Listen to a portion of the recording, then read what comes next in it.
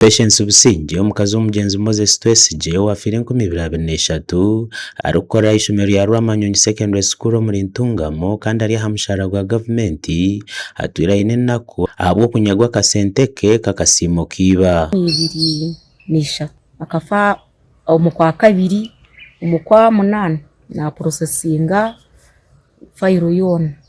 natunga letazo administration na buri kimwe cyone kibaga barangambira ubwo bwira kabira ari Madam Jennifer naguma ndacumbatirira kunu kandi ubwo nyombi y'umuhinji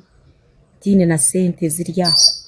twatuye n'abana bana oguna jango cyamutire na kumunonga no kuza kubanja kandi ayine papura byona bito wabira Human Resources wa district ya Ntungamo owabinjirwe Jennifer Muhirwe obwirobwo akamudurira okufa kwiba kandi na sente tarazumuhire de chances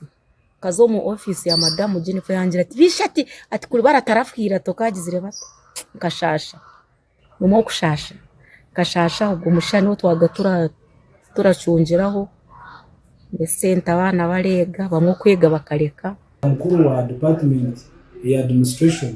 mukagezaho kutaho buryo kureba ngo ishonga ezabire zikwatira n'ishashura y'umushahara na sente z'abantu ababire either bafire barukwetaga akasimo kwerwa abasigireho abanyabuzare ninga family zabo ninga barukumura akaharmu ebintu bitatebeke omukazi ogwo ashanga kitebe kikuru cha district ya Ntungamo yarebekaho nakamwenyo hamatama bwanyuma yo kumanyisibwa ngo sente z'akasimo zo mugenzi naija kuzibona kandi wamubona bonise myaka hiye 3 akabingo mu office nabanyiziremo konka nyine urako bwangambira ngo ukwa mukaga kana uranatebenkana yakuba benda mutera gese munterera go Madam pe Justine angambira bintashoborokerwa ngeno kukunija yangambira ngo ndindo kwa mukaga ngo kwa government ngo bahire sente akasimo k'abantu babo abafire ninga abantu abakumura but nintwaro mu gishogo kusima government ya Uganda ahabo kutuhereza gratuity ya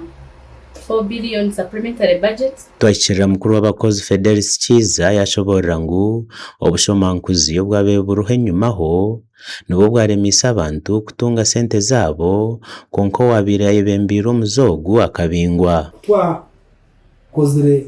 okucondoza twahandikira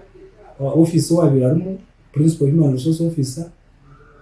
yaremwa kugarukamo yaremwa kushobora naneshonge zindi nyingi zabe zikwatine n'imishara kwato umuntu atorokera mu rumamazire imyaka 10 akamureta akamugarura payroll acyamara kumuta payroll bakikizana munaza kumushashura sente ezatarakoriye zona nimpamiza abantu bantungamo nko kukawa twire nakijumira nakigamba ngo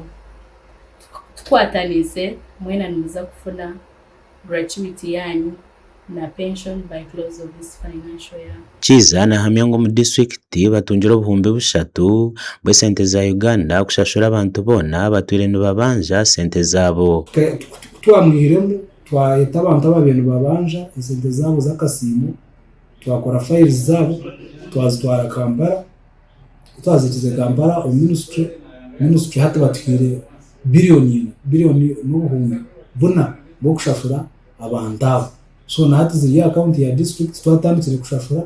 urukwaza kubana abanja wena tumuyi no muri list nyina masiko umwaka ugwaza kwa financial ya kwa mukaga ibiro 10 shime kwantu twashashura abantu aba sente zabo Kiza yajumirire bikora byo bushomankuzi aho yaraganisa kure miziyo muzeogu omuri Ntungamo ekinde cyo mutano turi kumara kumushashuriza kasimo hatu mutekana payroll atanka kutunga sente zezo kwezi zashimwe kwa nato mweni nsima kandi shemerirwa na team eje yagiye mu department mu unity ya yokushafure mushara kureba ngo kuna abagambire nabagira ngo begendesereze ikintu cyo kuriye bituga bampurira kandi nyina masukungu tino muntu kuza payroll ningo muntu uri kuza kushafura sente z'akasimo bakabanza bamushaka ikitu koko umukuru w'ihanga Yoweri Kaguta Museveni araganise kumaraho cyumwe obushomankuzi omwihanga district ya Ntungamo ebembirwe mukuru w'abakozi Fidelis Kiza batandikire hururu yo kumaraho cyumwe ekikorwa iki omuri Ntungamo. Gashaka Samuel Ahumza. But we shall go constituency by constituency.